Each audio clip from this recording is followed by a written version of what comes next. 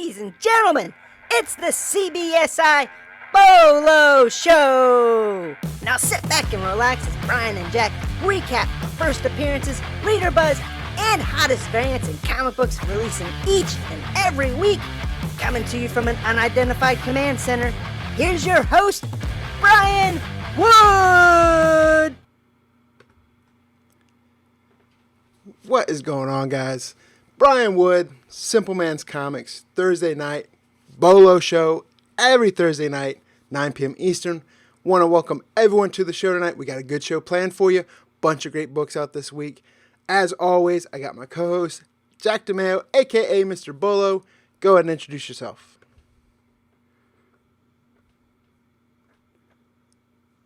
Hey, Mr. Bolo. Happy to be here again Thursday night. Talking about New Comic Book Day, all the hot releases from this past week. See what's moving, what's going on, what's going down, and talk about a little bit of what happened last week.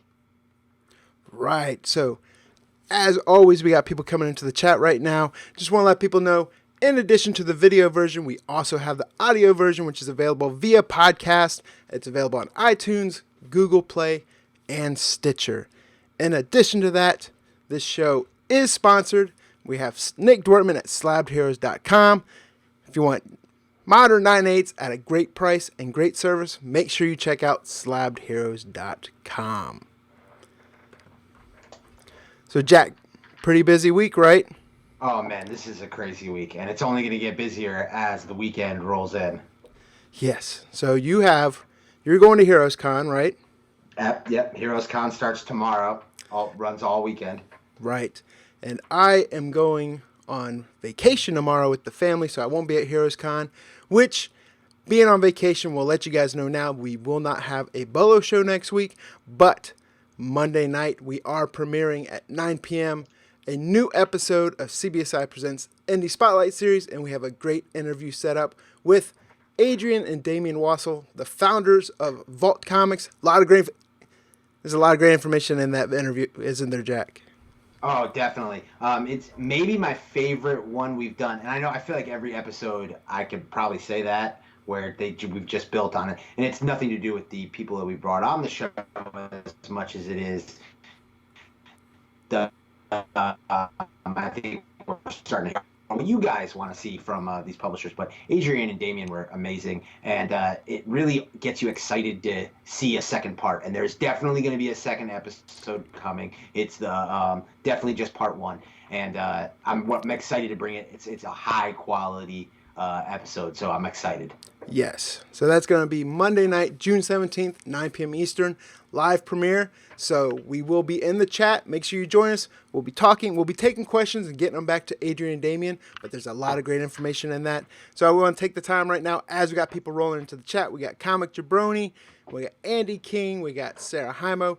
Let us know because live streams never go as planned. So if we have technical difficulties, audio, video, please let us know in the chat so we can see if we can get those fixed for you. But I do want to take this time.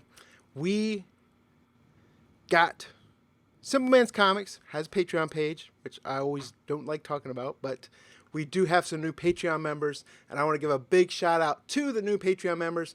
We got Comic Man Andy, we got Robert Villarreal, Kyle Hearn, James Patterson, and Thomas Meritson.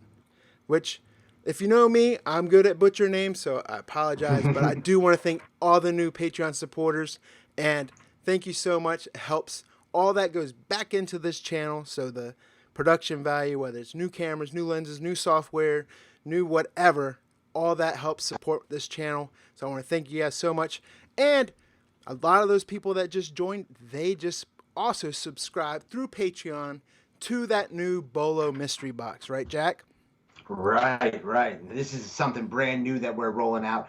Brian's always had kind of a tier with a mystery box in it, but ever since we started the Bolo show, this is something Brian and I have kicked around. Between Brian doing the weekly picks and myself with the Bolo list, we have become heavily involved in New Comic Book Day. And like most, speculators, pre-ordering becomes essential. And we know that it's a hit or miss game for a lot of speculators. So we wanted to come up with a product that gave people a chance to get the books that they see on the Bolo list, maybe some of the ones that they missed out on or didn't get an opportunity to. It's a way to really communicate with our community. It's not a product we're out there. You won't see us out there heavily marketing it onto the marketplace. Right now, we're really doing it through the Simpleman's Comics Network because it's something that we want our current viewers to take part in and see. So we've kept a lot of it close to the vest. There's a $20 box and 35. We haven't. You'll see. We're excited to get those first ones out to you. We want you guys to share them on social media, show what you get. We've got a lot of plans. Like Brian said, I'm going to be at HeroesCon this weekend, so I'm excited to find books, possibly get some new stuff that we can integrate into the Bolo boxes. We have a lot of stuff planned, and I don't want to get too detail oriented, but I just want to say shout out to everybody who has gone ahead and signed up for that Bolo box. And I think we still have a few left, right, Brian? At least the regular $20 box, correct? We do still have some. We have one of the premium Bolo boxes still available, and then I believe 6 of the regular Bolo boxes. All of them are going to be good. We're not going to give you dollar bin fodder. It's just the premium one. You know, with the cost of shipping, it allows us to give you a little bit more. And then also remember, you're supporting the channel as well. So a combination of good books, shipping, and then also helping support the channel. That all goes up into that mystery box. And we keep it allocated to those slots. We might open it up a little bit later, but that's going to help us keep the books of decent value and good quality, because once you start opening up, it just makes it harder to handpick and curate those books for the members. So right, we could go out and mass market a mystery box product, and Brian and I could brand ourselves using the Bolo and the Simpleman's comic stuff, and we could definitely sell hundreds of subscriptions over time. But again, it's something we want to do within the community, within our channel. We will grow it, but it'll be something that we do organically. And the biggest thing is quality. We want to make sure you guys get something you're happy with, and we want to make sure that you guys are doing it to support the channel. And so for those reasons, we're going to keep it real small and kind of see how it goes and see how it grows. But so right now, we urge you, if that's something you're interested in, you want to get it on this Bolo box, do it now, because there's only a few spots left, and we don't really know yet what kind of our growth rate will be there. So right. Be sure to check that out. Again, Simpleman's Comics Patreon page. Right. And like I said, I'm going on vacation next week, so no show next week. I wanted to do it this week, but I didn't want to leave a 2-week gap. So at the suggestion of one of the Patreon members, Sarah Hymo, we are going to give away one of the premium Bolo boxes on this show. And so we will probably do that on the 27th. I forget what the night, 2 weeks from tonight, put it that way. We'll do the giveaway for a premium Bolo box on this show. So stay tuned for that. I will just show you real quick some of the books that we got going in some of these. Like Die Number 1's been hot, so we got this one-stop shop variant for Die Number 1. Knights of the Golden Sun. What was it? Vanessa Del Rey variants. Some Alex Ross and Sin of Star Wars. Some Rejected. Blank variants. One of the CBSI, our own Queen of Bad Dreams homage variant. And then, of course, this is one of my favorite artists, and I love this cover. We got a Natalie Sanders Harley Quinn variant. This is the black and gray. So that and a bunch of other type books. So it'll be all over the place, but we will get good books out there for you. And I think we've talked about it enough, so let's get into the rewind of last week, shall we, Jack? Sounds great. So last week, did a quick look. I didn't see any major movers. Did you, Jack? No. A lot of books were selling, but not necessarily selling for a profit for speculators. Not at least for a quick flip. So, and with that, we're going to go through some of the ones that we thought were, I won't say hot, but some of the highlights of last week. And I think the cover of the week, of course, belonged to that Deadpool 13, the Granoff variant. A lot of people talk about that. Had a lot of reader buzz. Don't you think, Jack? Yeah, definitely did. And it's one of those books where I want to say it got killed by the Virgin cover. Right. this is one where you've seen a lot of sales at $4, selling at cover price all day. Everybody wants one. Just knockout cover art. But there was a virgin cover, and I got to apologize to Unknown Comics, who I slandered on this show, saying that they had done it.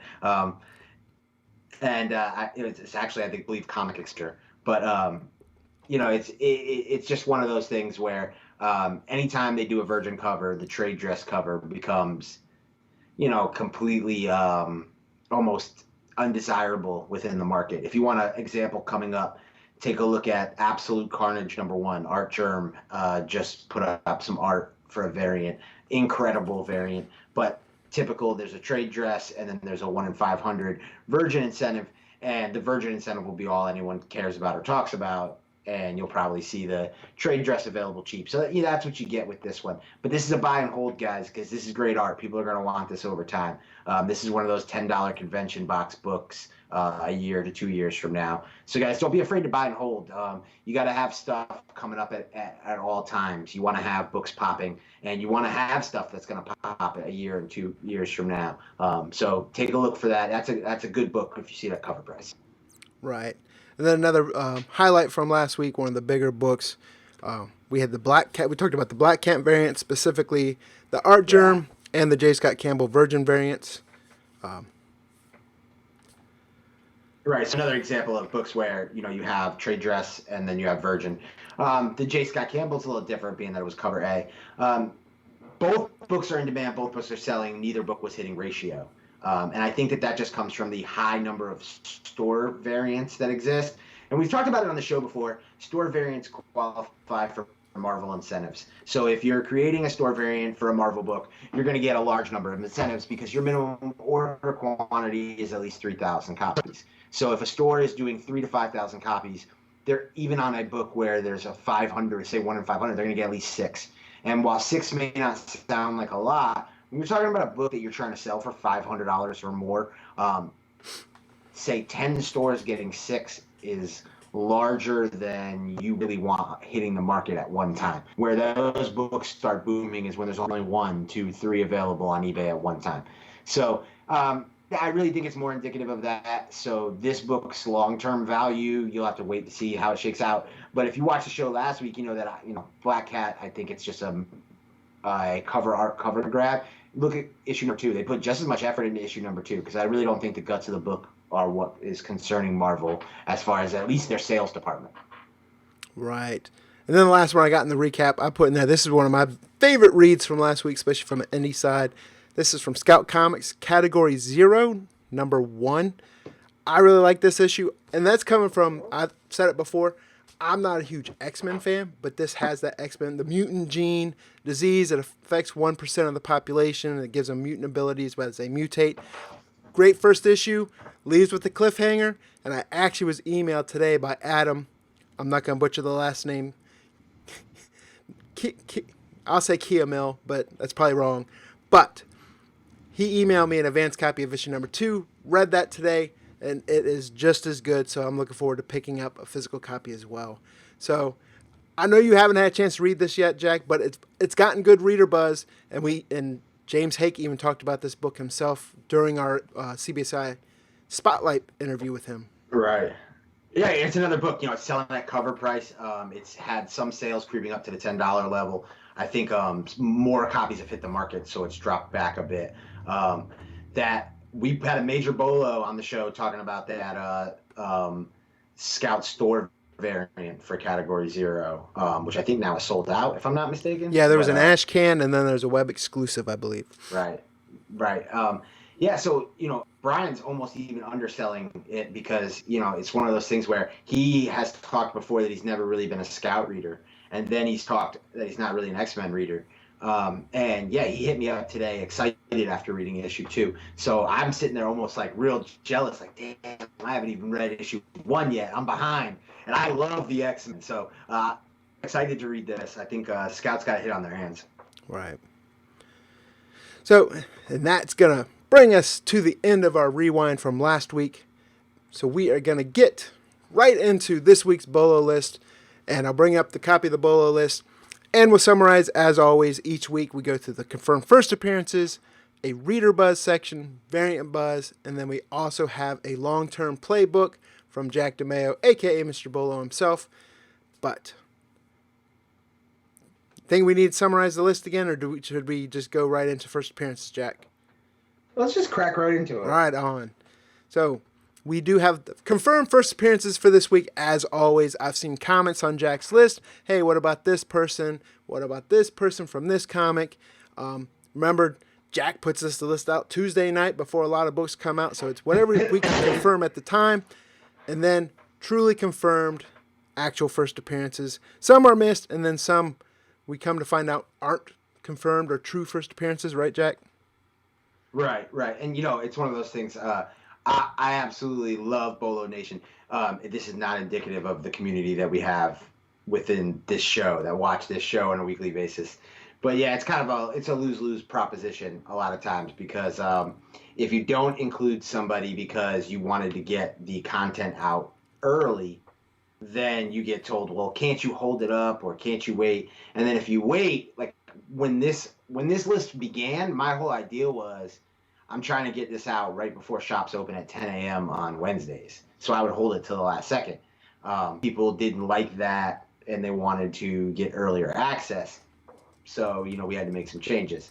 So again, we're guardians of the list. It's your list. We're showing you what we see on social media from our perspective and the jobs that we do with comicbookinvest.com and CBSI and Simpleman's Comics YouTube channel. But, it's an ever-changing thing. There's always going to be books that we don't have on the list. But that's why we say this is not your shopping list. This is a scouting report. So I literally give you, I don't hold back from you guys. I give you guys whatever I know at the time that I post the list or when anything that I'm sure of. Because I don't want to play games with you, and I'd rather miss something than be wrong. It's like I'd rather, let a guilty man go free than send an innocent man to jail type thing. I'll rather miss one than, miscall one and then have to make excuses why, I messed that one up. We've seen that in the speculation community plenty. I'm not going to do that. Right. So with that being said, we're going to go right into the first appearance on the list this week, and that was New Agents, or War of the Realms, New Agents of Atlas, #1. This is the second print, correct? Right. This is one that, I'm probably not that hyped to talk about because I feel like we've beaten this subject to a dead horse on, multiple levels. First off, New Agents of Atlas, it's awesome spec. I think that these characters are going to pop off. The cover character here is the character Arrow. If you were wondering, she first appears in this book. She will have her own solo series. It's already been announced. I'm seeing a lot of buzz for the 1 in 25 variant for Arrow #1. So I'd say be on the lookout for that one in the future. I have a feeling that's going to be a Bolo list book, a CBSI Hot 10 book. I just got a feeling about that. This, obviously, second print. Love the cover change. Awesome. Then we go to incentive art. Don't really love that. Store that allows stores to then do store variants. Don't really love that. So yeah, this thing's gotten out of control. I'm a big advocate of late printings. I think it allows for writers to make money, the publisher to make money, but also for collectors to get kind of a unique collectible. But yeah, Marvel is going too far with it, with the incentives, and then I can deal with the incentive. I don't like the incentive and the store variant, because then the store variant, like we've talked about, allows those stores to load up on the incentives, which just devalue the incentive in the first place. I honestly don't know if I have a problem with the incentive of a second print in general. But my rule would be don't do it if you didn't have an incentive for the first print. But if you did have one for the first print and you want to do one for the second print, I don't know that I have a problem with it. My rule would be just don't do it. But just don't do it. But people are buying them because they keep doing it. But hey, that's just me. But rolling on in, the second on the first appearance list this week, you had Ironheart #7 with the first appearance of Eclipse. Is that right? Right. Full disclosure, I know nothing about this. I'll just go ahead and tell you. I've been preparing for Heroes Con all week, so I'm so massively underprepared for Heroes Con. Let me just go ahead and put that out there right now. I already know what I'm walking into. But and the guys who are coming with me, I don't think they do. So when when we get there, it's gonna be a madness. I'm trying not to curse, but it's gonna be a scene. Yeah. So yeah, this book I didn't get to check out, but Ironheart has had some buzz. I'll say that. I get people advocating for certain titles on a weekly basis, and there is a community that's been advocating for the Ironheart series. I think a lot of people overlooked it. I think a lot of us masculine male, obviously I'm Mr. My Little Pony. It was, by the way, very hard for me not to pick My Little Pony 78 this week as a long-term spec play. If I didn't really like another book, it probably would have been on here. But I'm Mr. My Little Pony, so I don't have a problem with this kind of stuff. But I think a lot of speculators shied away from Ironheart, the pink armor. I think it's not necessarily top on their radar, but I think there's a lot of good spec with Riri Williams. Look, if I'm spoiling Endgame for you, I'm sorry at this point. But Tony Stark's dead, so I don't know that they're gonna be done with Iron Man. I think they're gonna look in another direction. And this is a great way to have diversity without forcing it, because this character exists in the comics. It's natural. It's a good progression. So I don't know who Eclipse is. I really haven't done much research. Our Wednesday Warriors in the chat, let us know if you're up on Eclipse. But I've talked about world building on the show. If you're going to have a character like Riri and she's going to become important, she can't just retread rivalries and relationships that Tony Stark had. She has to develop her own world and community and continuity around her. And I think that these things are important. So the validity of this first appearance, I'm not the one to say at this point, because obviously, as I said, I don't know much about it. But I do like Ironheart spec and Ironheart related spec. So I had, like, right when Black Panther came out, the movie, I had, like, this far off, super, reach way back, right?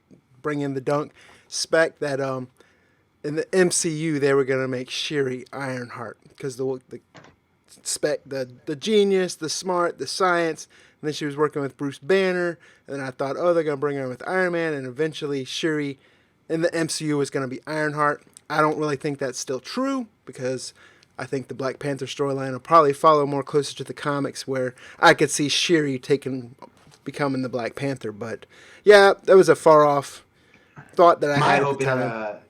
That STEM program that Ironheart's involved in, Shuri could have a lot to do with, because we saw at the end of Black Panther, they're going to set up the community relations and share technology, and Shuri's going to be in charge of that, and that would be a great way to introduce Riri Williams that way. So yeah, and then the last. Get ready for the boo birds in the chat probably, but the last first appearance, Major X number 5, and I'm not talking so much for the title, but the man behind it himself is always making himself known. So yeah, I don't know much about. I haven't read Major X number 5. I've been an advocate of the series. I enjoy the series. If you're a '90s comics fan, you'll like it. This is the first appearance of Aurora, the character on the cover that's seen here. Obviously, female Marvel spec does well. So it all depends on where this whole Major X thing goes long term. But what we'll take the opportunity to talk about is Rob Liefeld this week and his disappearance from Twitter after seemingly unprovoked attack on DC Comics. He did some variant covers. We've had him on the Bolo list. We've talked about him. I actually think they were unique. As a Rob Liefeld fan, I thought it was cool. What you can judge the art all you want, but I just thought it was cool, like, to have Superman variant or this variant or that variant that you don't really associate Liefeld with, and I think that's why they sold well. And retailers reported that they sold well. They tended to sell out at Diamond, which is why they got buzz. Again, buzz doesn't have to always be positive. Buzz is just that. It's buzz. So if people are talking about Liefeld, which everything he does gets talked about, he's going to end up on this list. And I don't know what happened this week, but he just went at DC for a lot of what he said is true. We have to be honest. A lot of what he said, I don't disagree with, but it just seemingly unprovoked attack from a guy who's freelancing. That's what you got to understand about comics. Like, not a lot of guys are in exclusives. There's not a lot of Donny Cates type guys. So for him, a guy who's doing covers for DC, he probably burnt that bridge first off, and then he got so much backlash, he jumped off Twitter. So yeah, I think it was a bad move for him this week, because Major X is the first new property that he's had come out that's really done well in the marketplace. And I've said on the show that I think he's poised for a major comeback in the market. The way that Ryan Reynolds shouts him out constantly, and he gets a lot of credit for the Deadpool movies. I really think he's positioned to do well. But his reputation precedes him. So decisions like what went on Twitter this week, I don't know, that can hurt you. That's the thing that can derail him. Right. More than the ability to draw feet. Yeah. So yeah, I'm still Switzerland when it comes to Liefeld, just because I like Deadpool, but I don't care one way or another about Liefeld. But yeah, I think I was in Comic Core. They had a live stream going on last night. Definitely check out their channel if you haven't. But John's Comics with Kids and a couple other people on there, and Liefeld came up. And pretty much, I just said that Rob Liefeld is the Kardashian of comics. But and with that being said, that wraps up our first appearances. And speaking of other YouTube channels, we got a bunch of people in the chat tonight that have their own YouTube channels. So if you are in the chat and you have a channel, make sure you put your channel name in the chat so other people can sub you up, check out your content. But I do want to give some shout outs here. We got Elephant in the Room. He said he was going to pick up My Little Pony as well, but he was getting weird stares. Carolina Chris, each and every week's in here. He has a YouTube channel. He even put in the chat that he was uploading a new haul video, so check out his channel. Blue Green Artifacts. And I want to also say Just a Rican in his comics. He has a great YouTube channel. In fact, we were talking tonight on DMs and Instagram, and we're going to work it out where he invited me to be a guest on his channel, so I'm looking forward to that. And Comic Jabroni as well, another great channel. Reached out to both of them. If you guys watch our hot and cold list, we do what's hot and cold in comics each week. A lot of the picks come from comicbookinvest.com. Well, all the picks, I won't say a lot of the picks, come from comicbookinvest.com article authors. But Comic Jabroni and Just a Rican in his comics, we are going to have them do guest picks coming up in the future. So we're looking forward to that, and definitely check out their channel. And like I said, if you're in the chat and you have a YouTube channel, make sure you put your channel name in there so other people can check you out. And we are going to roll right on through into the Reader Buzz section for tonight. So we had Silver Surfer Black, which looked to be the big Marvel title, Sonata, Ride Burning Desire, Detective Comics, and Immortal Hulk. So we're going to go right into the first one, which was Silver Surfer Black #1, and its plethora of covers. Excuse me. Yeah. Right. So yeah, this was the big release. It was so anticipated. Somebody yelled at us last week that we left it off last week's Bolo list. So I think people were waiting on this one. Silver Surfer is a character poised to pop. I don't have to tell you that. He's clearly coming in the MCU now that we have the Fox Disney merger. Donny Cates is writing this. And if Donny Cates in the secondary market is absolute gold. And he threw people for a loop with this one because I'm not going to really spoil too much. If you see the second print cover that came out today, excellent cover. It kind of gives it away, but he ties this story right into the Venom story. So I don't think Silver Surfer and Venom is something people would have naturally put together, but absolutely excellent. And if you look at the cover art, these variants are incredible. There's not a bad one in a lot. You can say which one you like, and this one you like better than this one, but there's not a bad one there. I think they did a great job. And I have to commend the stores that did store variants. I think there are a number of stores that did incredibly unique store variants. And I think if you're going to be disappointed with the performance of the incentive variants, I would tell you just be patient. The reality is, again, same old story. When you have the type of retailer exclusive production that we got with this book, then you're going to get the high multitude of these different incentives on the market. It's going to take a while before that Perel variant or something like that get to a point where you can get above ratio for it. But, be on the lookout for these books cheap. Some of these stores that did do store variants, they're going to be selling them cheap. And, great cover art. Readers love this book this week. So, and I've been an advocate. I think everything that Donny Cates has been doing for Marvel is back issue gold. I think it's going to become major long-term keys for Marvel that'll probably have movies done off of it, TV series is. So I think that this is a keeper. This is a long-term play for sure. It easily could have been the long-term play of the week and would have been maybe the most obvious of a big two release to I have ever been that for this show. Right. And full spoiler alert. I'm on vacation, so I wrote my input for Wednesday Warrior tonight on comicbookinvest.com. And that second print, Deodato, is my sleeper pick because that's just a great cover for that. But my favorite cover back to back like that, that is gonna be a sleeper. People aren't gonna see it coming, and that cover art just got released today, so you had to have those orders in already.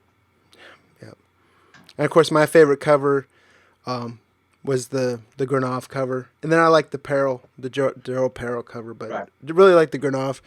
But moving into the next book on the Reader Buzz, which is My Car, the Sonata. Well, it's not really. This is a different Sonata, though, right? Yeah.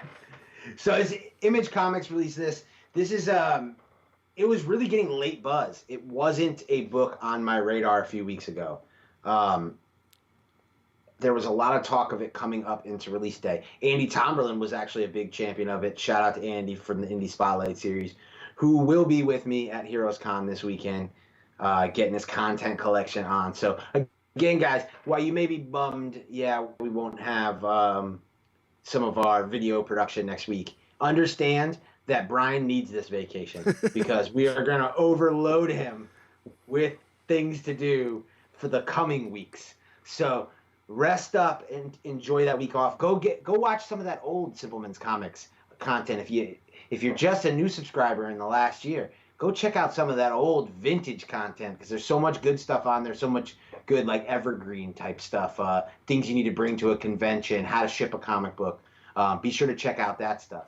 But yeah, so Sonata, to bring it back, terrible transition, but Sonata had some great buzz, and it shot on my radar. And I think the fact that it didn't have a ton of like early buzz is why it didn't have, say, the distribution of some other Image releases, and why you got reports of some stores selling out of it. I like that cover B. I think that cover B, I picked it on the Wednesday Warriors.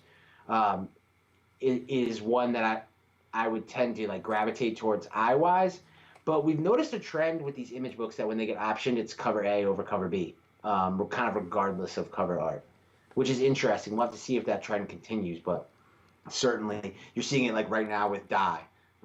Cover A is doing substantially more than cover B.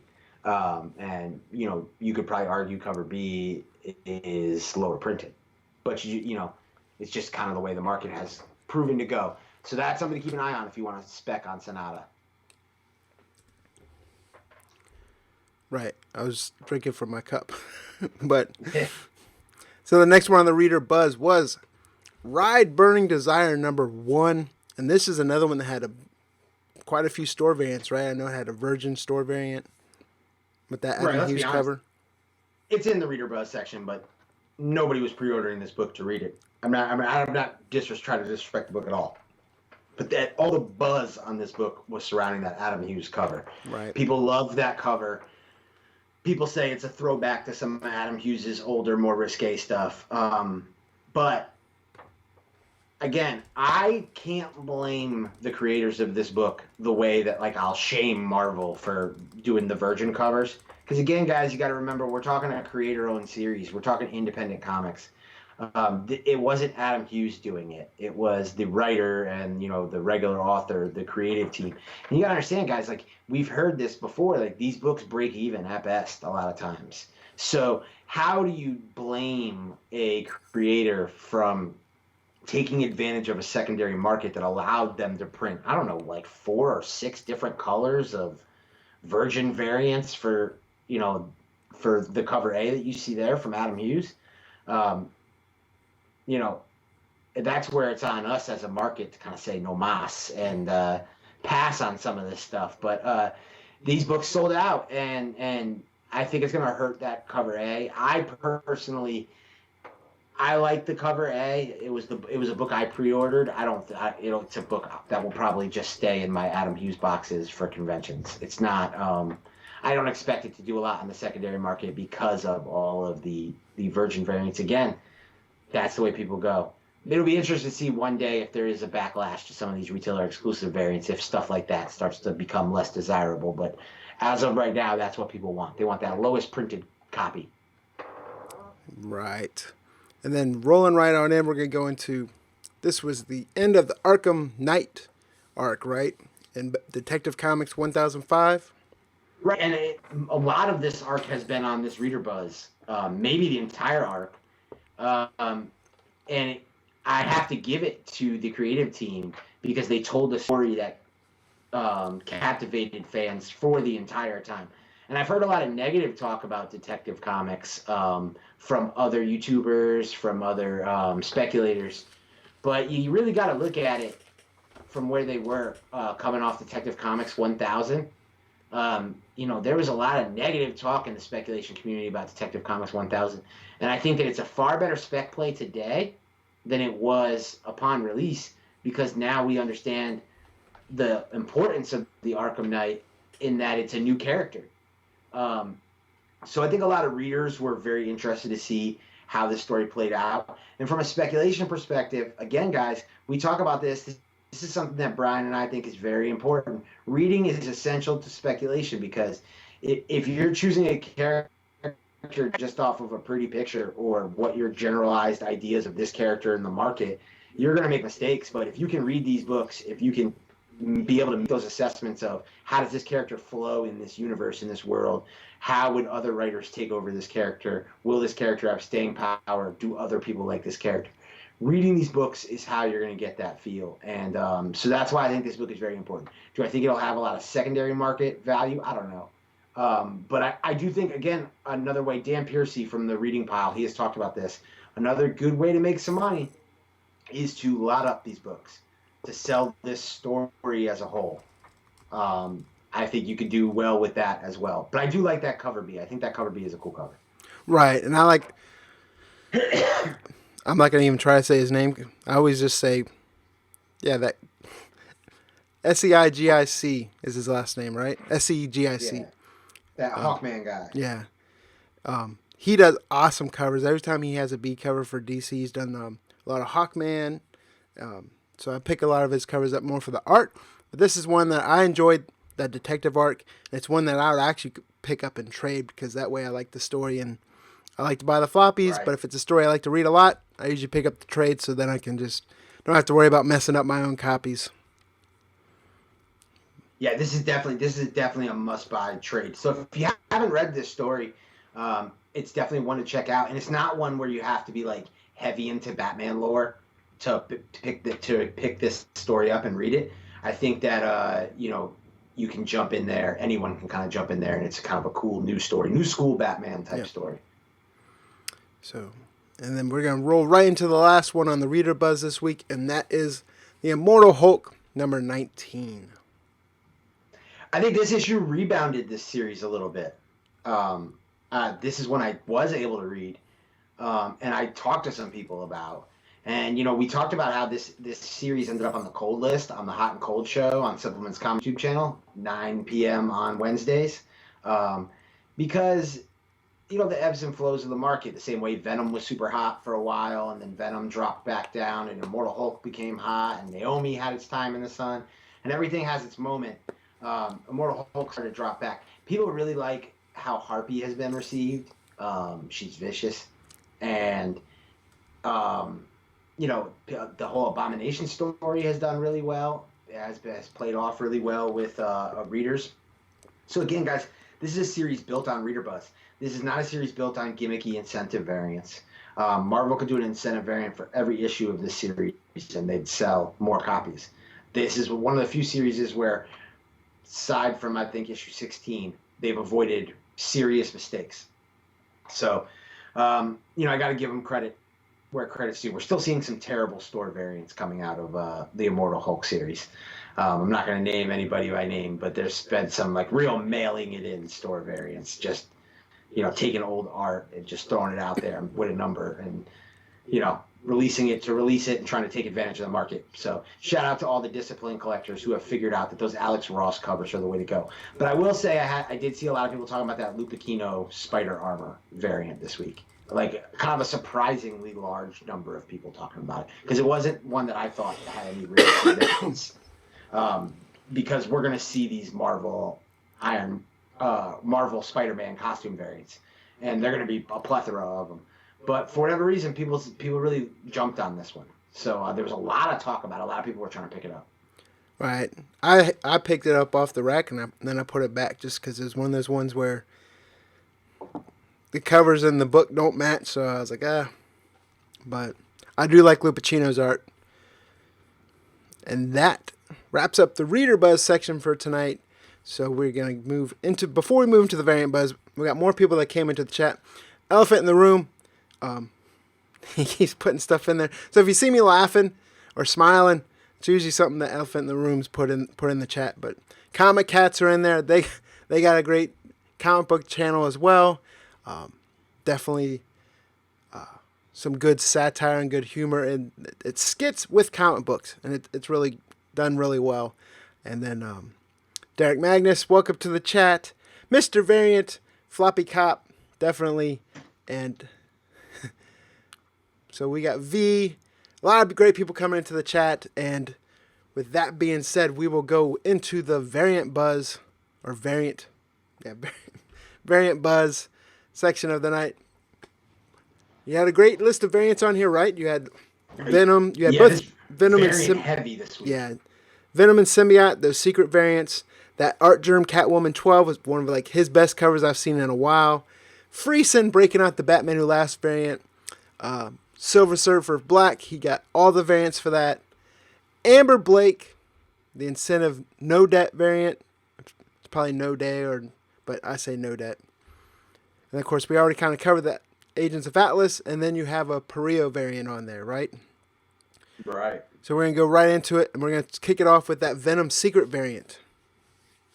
Right. So another key thing about this book is there's a one-page Absolute Carnage, I think, tie-in story that I think also makes this book valuable. This and Symbiote Spider-Man #3, we can kind of talk about kind of all at once. This book might have been kind of on some reader buzz, but really wasn't on anyone's radar. It's another Cullen Bunn written issue.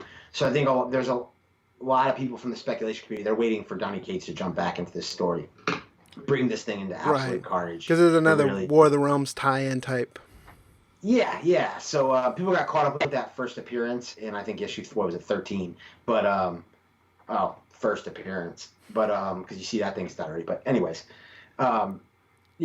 it was one of those things with where I didn't expect much from this, but they really surprised everybody. There was talk around when it first got released, these were called bloody variants. We now know that they are done to promote Absolute Carnage. It's actually the Carnage entrails, the symbiote entrails. So really cool, unique thing.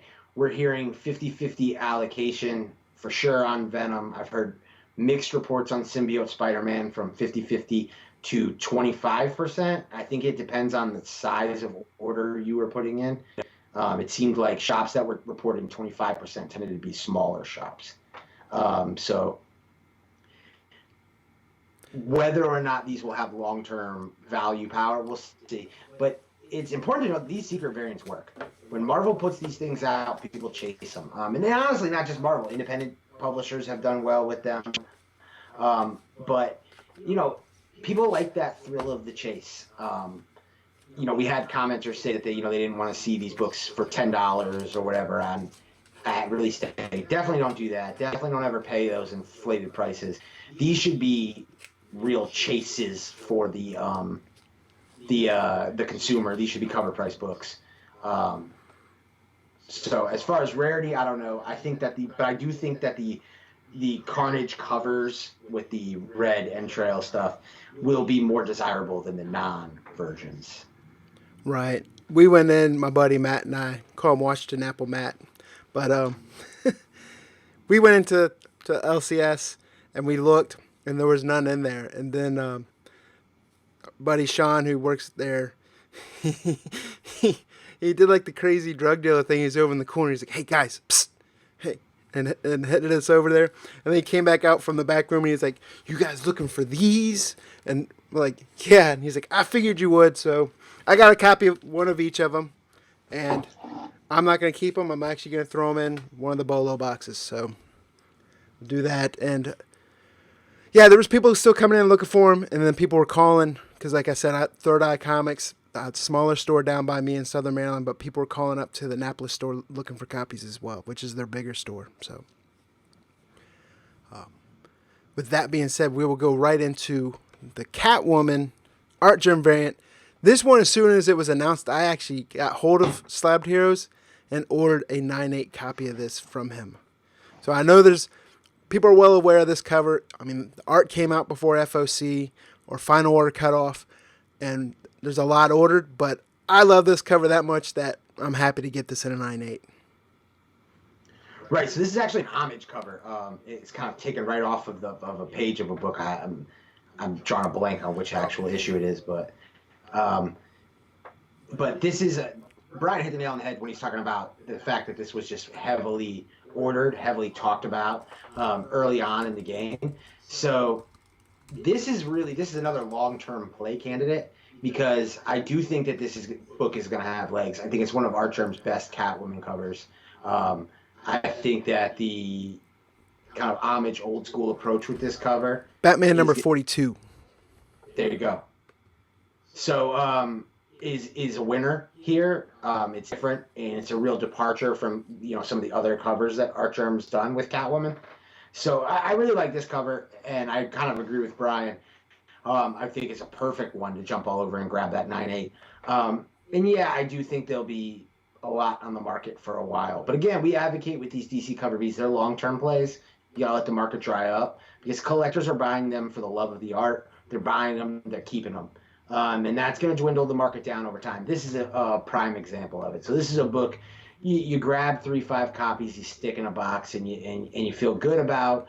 That'll always be in demand, and it very well may have its day because again, we haven't seen a Catwoman movie other than that Halle Berry movie. But in the modern day, we still haven't seen what Warner's going to do with the future with the Batman movies and things like that. So there's still a lot of play with Catwoman. There's still a lot of ability to make some money. So and that's one to keep an eye out for. Right, and I'm going to bring in that. There we go. So there's the homage cover, kind of like a scaled in version of what's behind it. But Batman number 42. But like you said, great cover, and I'm glad I picked it up. I know a lot of people are picking it up, so we'll be happy to get that in a 9/8 like we had said before. But with that, we're going to move on into the next one, and that was the Batman Who Laughs number 6 Jenny Friesen variant, correct?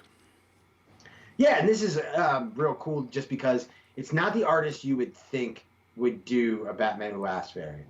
They've gone, you tend to think dark and masculine, so they've gone with, Jock and Kara Andrews and, I know Mattina has done, I think, some store variants. Mark Brooks. So Friesen is a cool choice, but, if you really look at that Wonder Woman run, there are some dark covers that have been in that run, whether it's in villains or just dark moments with Diana herself. The Cheetah one coming out.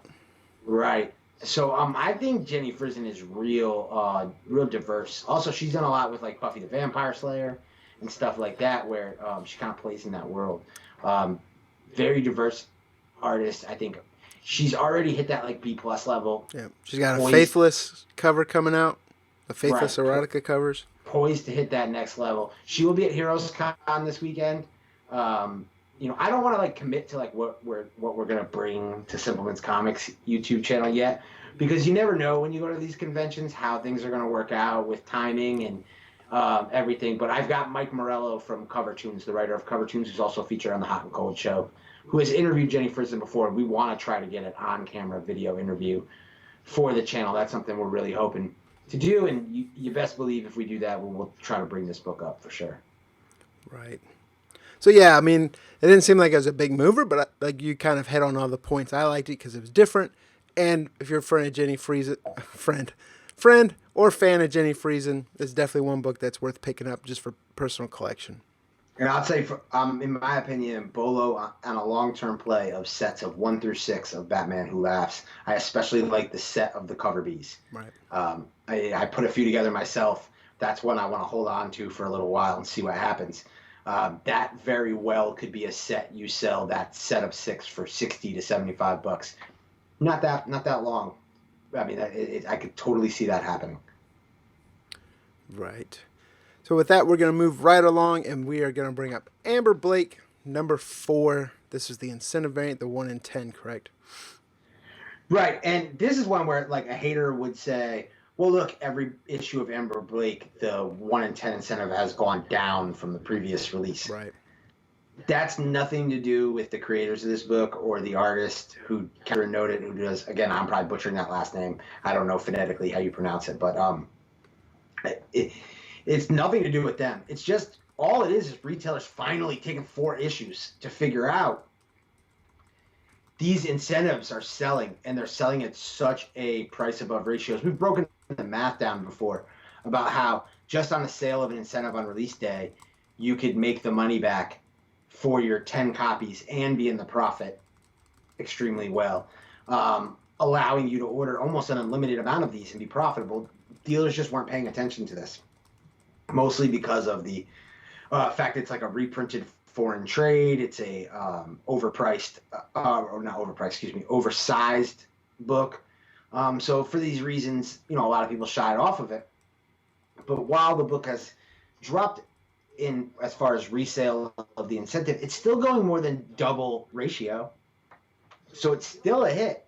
Right. Still a book you can make money on if you could pick up at ratio, if you're able to grab. And Brian talked last week about kind of his dislike for Midtown and what they've done.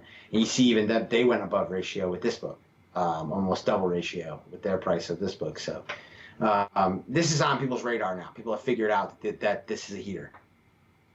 Right. Yeah, the only downside that what you brought up before is that the oversized book, but I don't like books that don't fit into my box right, or like that was me when Batman Damned. I was like, dang it, gosh dang it, dadgummit. But I still think it's got plenty of buzz around it, and like you said, I think it'd be worth picking up. And you never know, everything's being an option nowadays. So right. So I think we kind of nailed Silver Surfer already, or did you want to talk more about it?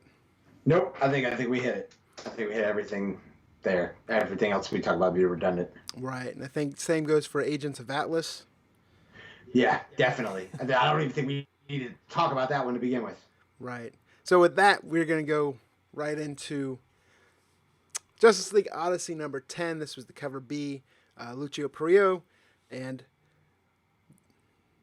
I know we go back and forth. This is one of the ones I'm hit or miss on his covers, and this is one of the ones that I didn't care for, because sometimes I think it's just like almost like an underexposed picture where it's almost too dark. But I can see why people like it, especially with the character on the cover. But I'll let you talk about this book, Jack. I mean, I'm an Italian American, so I grew up with a lot of seeing a lot of Italian art. So this style, this kind of dark, almost gothic, kind of the way he does his overtones, I'm pretty familiar with it. So I don't think it bothers me the way that it does Brian, but I do understand what he's saying, because it's definitely stylistically something Perillo goes for with his covers. For me though, this book isn't so much about whether or not Perillo hits a home run on the variant. This book is about Jessica Cruz, right, and the spec validity of Jessica Cruz, because there isn't a ton of variants that really feature her. She's usually part of a team or part of somebody else's book. The beauty of these like near virgin covers is there's no ugly Green Lantern corpse trade dress or Justice League. He said corpse. Corpse. Or Justice League trade dress. This really well features her. And I've said this before, that I think Green Lantern and the Green Lantern Corps is really a movie that could be a big hit for Warner Brothers and DC Comics. I think Jessica Cruz is a hit. I also will say I really like the book that came out before this that Perio did for Justice League Odyssey, which features the team where you've got Azrael uh, and Jessica Cruz and I think a couple others on the cover. I really like that one as well. I think he did a good job with that one. Um, but I like this cover, and then I also like the fact that what the title is. I don't think Justice League Odyssey is on a ton of people's radar. So because of that reason, I think that the print run on it is going to be less, and you're going to have opportunities with this one.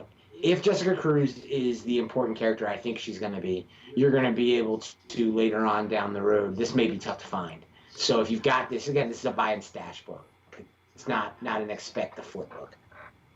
Right. Now, talking about the dark and stuff like that, one thing that I did like that it worked well for was the Red Hood. The Red Hood cover B he did. Yeah. That one with the skull face. Right. That one's perfect. That cover played it into his style perfectly.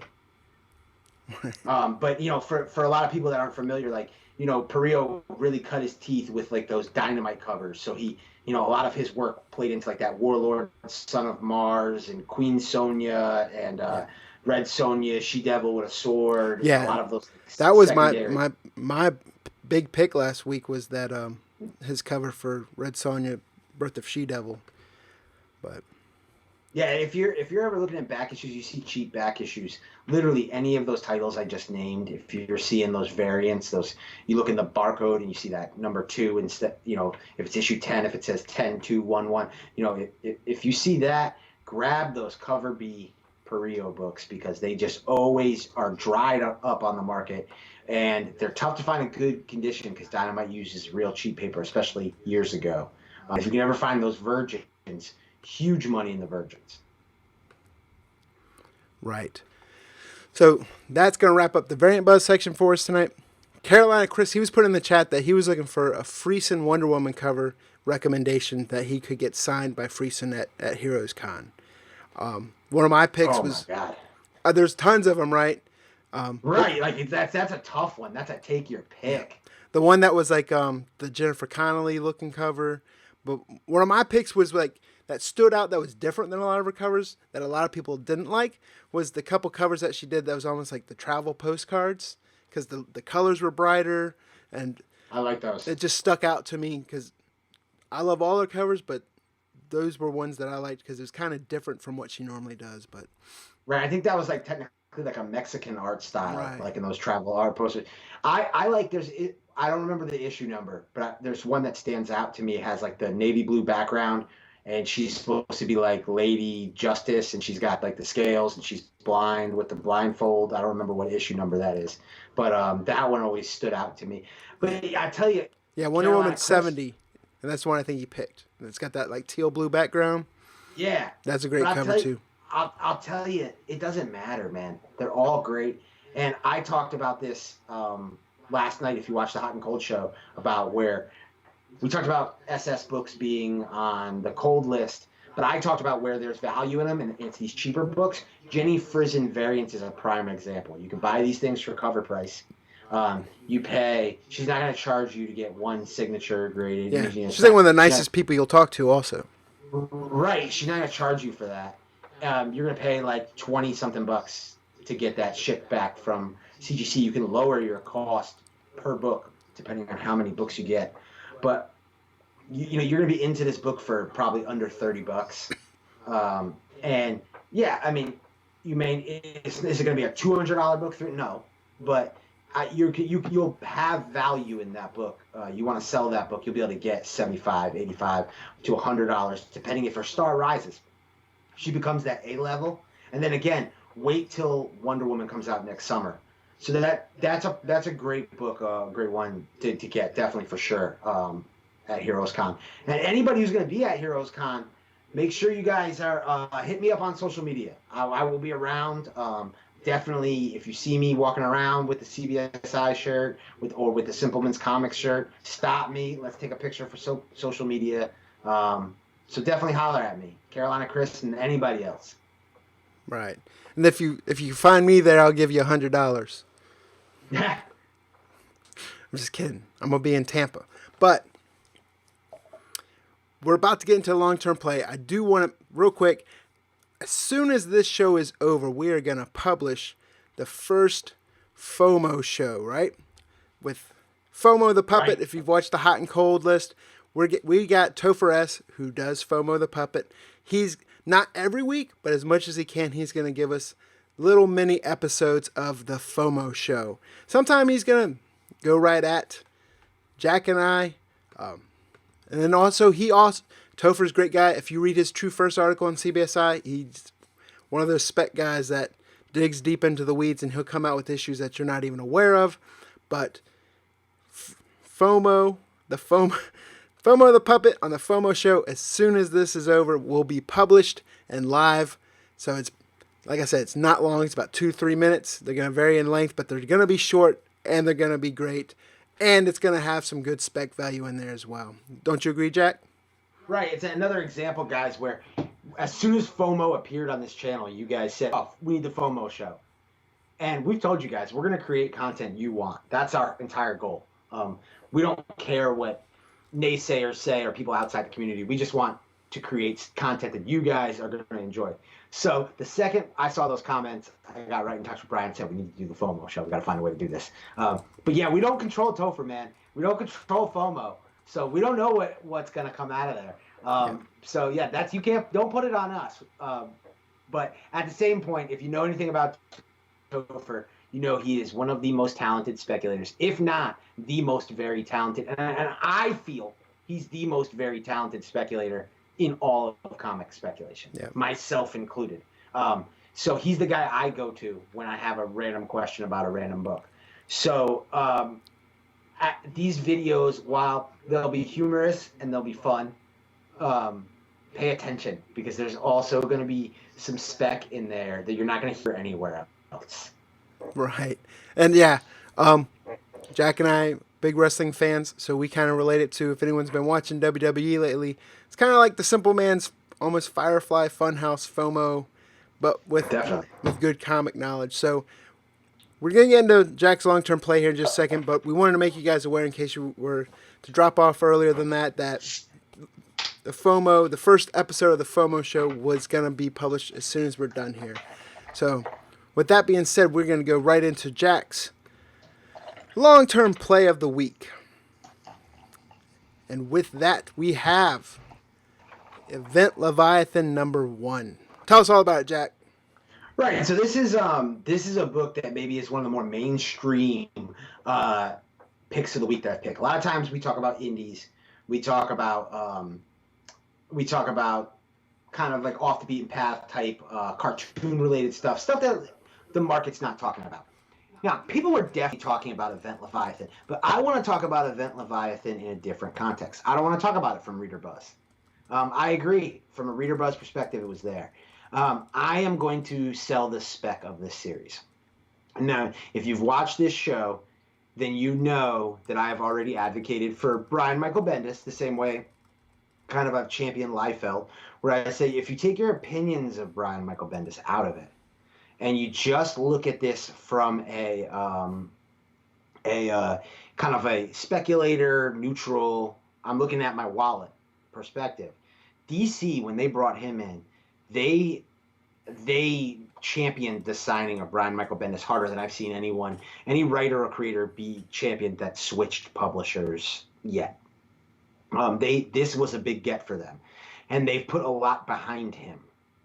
Now you look at Young Animal kind of closing down. You look at Vertigo closing down. More of the focus with the success of his Wonder Comics imprint, and with the success of his other imprint that I'm drawing up, like Jinx World. I think with the talk of Pearl getting a movie, they're going to go more all in. Now, this is a crossover series. Crossover series is sometimes a struggle within the secondary market. I know that, without a doubt. But there's some value here in the fact that this is a storyline that's not starting now, has already been going in the pages of Action Comics. And it debuted in the year of the villain 25-cent issue. So if you're looking for a real true first, that's your true first of whoever this hooded character is. And whoever Leviathan, this version of Leviathan, the organization is. Now, again, this Leviathan has appeared before in comics, but this is different. This is definitely something Bendis is doing differently. So my feeling on this is they've already announced a follow-up story to this called, I think it's DC Millennium, that Bendis is doing. So the fact that they're already going to the next phase of this, I think that this event is going to be important for where they're going. I think that Bendis is poised to be the main writer for DC, the go-to guy outside of maybe Scott Snyder. I think that this series was slept on. You didn't see store variants for Event Leviathan. You didn't see speculators championing this book this week. So yeah, I think it'll be ordered kind of heavily by LCSs because it's a #1 issue. It's a new series, but it's not a Batman named title. It is a Superman crossover, which tended to be lesser. I think this is a long-term play because I think that this Leviathan organization has a chance. And again, this is where speculation comes in, guys, because I'm guessing. I am. I'll be the first one to tell you on the mic right now, I'm guessing. But I put my money where the money is already being put. And I've talked about that several times in the show. DC Comics has put a ton of money into Brian Michael Bendis. It appears that they're going to continue to put money into Brian Michael Bendis, and they're going to continue to further what he's doing. He has changed Lex Luthor in the pages of Action Comics, if you're reading Action Comics. And you may have noticed the upcoming Lex Luthor Year of the Villain one-shot, who was just announced the writer of that series, jumping ship from Marvel. And if you haven't seen that, it's none other than Jason Latour, the creator of Spider-Gwen. Now, Jason Latour has a relationship with Brian Michael Bendis through the whole Spider-Gwen, Miles Morales into the Spider-Verse process. I'm a huge Jason Latour fan. He has had a big impact on my CBSI kind of lifespan. He's somebody that I've become friendly with at conventions. So I'm definitely a big Jason Latour advocate, but I also think he's one of the most underrated people in comics. And I think his move to doing some stuff with DC could be huge. And I think he can further that Brian Michael Bendis kind of, I want to say agenda, but not with any negative context at all. So again, for those reasons, I see this as a solid long-term play. I like both covers. The Kenneth Rockport cover B, some people down talk, but I like it. I think that portrait style sells it well. It's a good way to kick off those Year of the Villain variants. I would be on the lookout for that $9.99 cover price Event Leviathan book that came out a couple weeks ago. I would be on the lookout for those Action Comics Leviathan tie-ins. I don't care that it's a quarter comic. Secure those Year of the Villain books because that's going to be the first appearance or the true first if this pops off. And I think this could be a lot like Detective Comics where we're going to get a bit of a mystery story. And as this mystery unfolds, it could draw us in. And the last point I'll make is look how Bendis told that Naomi story, or is telling the Naomi story. He gave us pieces, and he knew how to keep us on the hook for the next issue, and the next issue, and the next issue. He's a master at that. I think he will have the ability to do it here. I think this is being overlooked, and I think anytime series are being overlooked, it gives you an opportunity to make money. This is a big two property. So you're playing in a bigger pond than I usually advocate. But if I'm going to play in that pond, then I want to be playing with less people. And I think you have the opportunity to do that with Event Leviathan #1. So that is my long-term play. Be on the lookout for Event Leviathan. Grab some copies, stash them in a box. I did. I'll also be building sets of Event Leviathan series. I'm also grabbing those Action Comics back issues to put in with my sets to create master mega sets. And could I be wrong? Possibly. But all I do on this show is advocate honesty, where I'm putting my money, what I think is a good play. You guys, again, buy what you like, make your own decisions for sure. But I think follow the money, follow what DC Comics is doing, put your money with Brian Michael Bendis, and I think you'll make some money. Right. But, I mean, that's basically what speculation is. I mean, you're not going to hit home runs all the time. But nope. You got to take a chance if you want to hit the home run. The one that looks like such an easy slam dunk, that's always going to be a double. Yeah, it's You'll always make a little bit of money, but you'll never crush it. That's what you're seeing with those late printings, all those late printing virgin covers. You can make a little bit of money pre-ordering those, but there's a ceiling with that. Here you have a chance, and Brian talked about it in the Wednesday Warrior article when he called this a sleeper pick. I believe it was your sleeper pick. I may be misquoting. He said it's a $4 lottery ticket. That's a great way to put it. It's your buy-in with this is so cheap. And there's probably stores where you have a relationship, you can get a discount, 25% off, 30% off. That's something to keep an eye out for. If this thing pops and becomes a $20 book, you're going to make more on profit margin here than you would have made with those trendy, sexy virgin variants. That sounds like a terrible sentence, but that came out this week. But so that again, that's why I say this is a good long-term play. right. And this is one where I like the regular cover better than the B cover. A lot of people said that, but I think for that reason is why I like the cover A too. It gives a kind of a Star Wars Darth Maul vibe. I like cover B because I think so many people like cover A. I just kind of got this feeling cover B is the one that you're not going to see if this dries up. Cover A if I'm a retailer and I'm carrying this story, I'm grabbing cover A because it's got Batman on the cover because it's an easier sell for me because I can tie it into something. So I think cover B, if this pops truly long term because of Leviathan, cover B may be the one to grab. But time will tell. Yeah, to me, cover B looks like the understudy for Rorschach or something. Yeah, it looks like he needs to straighten his hoodie. But yeah. So with that, that's Jack's long-term play, and I'll bring up the Bolo list again real quick just to recap. So we've gone through the first appearances, Reader Buzz, Variant Buzz, and then Jack just gave us his long-term play. Again, just want to remind you guys, I'll be on vacation next week, so we won't have a Bolo show. So 2 weeks from tonight, we will be back live again. Monday night, June 17th, this coming Monday, 9 p.m., we're premiering the Indie Spotlight interview with Adrian and Damian Wassel from Vault Comics.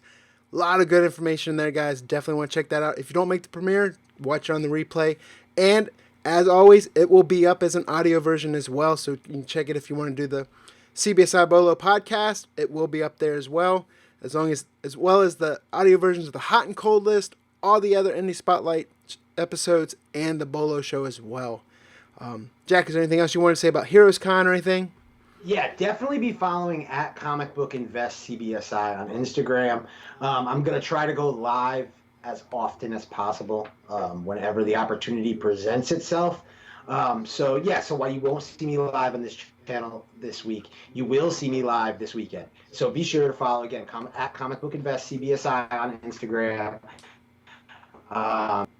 as well as at AKA _ Mr. Bolo on Instagram, as I will be probably going live from both accounts.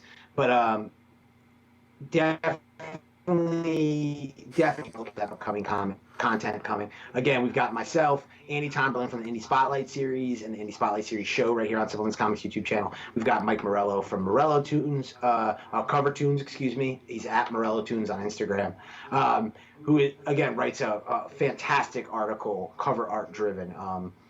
And he will be in the building representing CBSI as well as Simpleman's Comics because he's on the Hot and Cold show. I'm hoping to record a couple Hot and Cold entries with those guys live from the floor as they're seeing kind of the market unfold for them. And I'm really hoping we can bring you guys some cool content.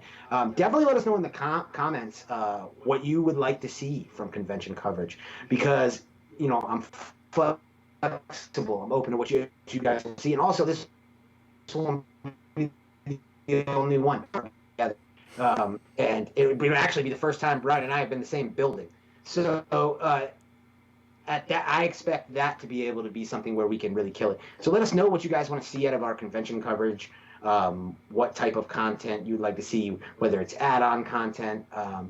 And we'll be sure to try to cater that to you guys. But definitely be sure to follow the Instagram accounts because you'll see a lot happening over the weekend. Right. And so with that, we will see you guys in 2 weeks right here live on the next issue of the Bolo Show. But Go now. I'm hitting publish the FOMO show live now on Simpleman's Comics YouTube channel. Go check it out. Thanks for watching, guys, and we'll see you in 2 weeks.